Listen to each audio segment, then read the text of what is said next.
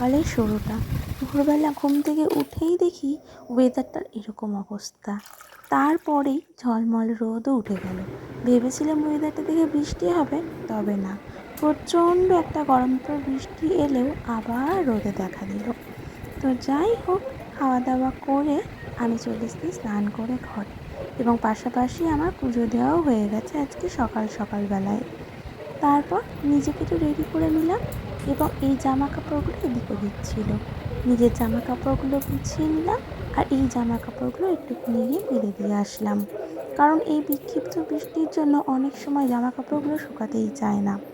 তো যাই হোক, সমস্ত কিছুভাবে গুছিয়ে নিলাম। বাড়ির এই টুকটাক কাজকর্মগুলো করতে ভীষণ ভাল লাগে। মনে হয় যেন কোনো কিছু এলোমেলো ভাল লাগে না। গুছিয়ে গাছিয়ে রাখলে মনটাও যেমন ভাল লাগে, তেমন ঘরটা দেখতেও ভীষণ ভালো লাগে। ঠিক যখন অবসর সময় আমি বসে থাকি, তখনই মনে হয় টুকটাক করে এইটা মনে অগোছালো সেটাকে গোছাতে থাকি।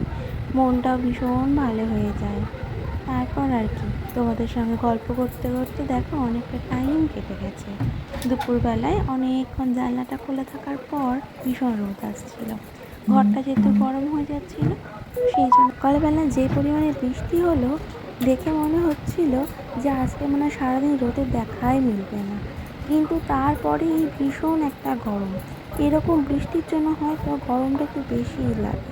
তো যাই হোক, সমস্ত কাজ টুকটাক করে করা হয়ে গেল। তারপর আমি চলে গেছিলাম একটু উপরে, টুকটুক করে ওপরে চলে গেলাম। এদিকে লাইট ফ্যানটা অফ করে নিয়ে ঠাকুর ঘরে এসে ঠাকুরের বাসনগুলো গুছিয়ে নিচ্ছিলাম।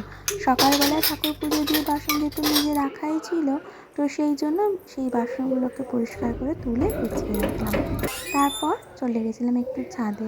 ভেবেছিলাম ছাদে গিয়ে একটু দাঁড়াবো, বাবা এই যে ভীষণ রোদ্দুর, মনে হচ্ছিলো কখন জামা কাপড়গুলো তুলে নিচে নিয়ে আসবো।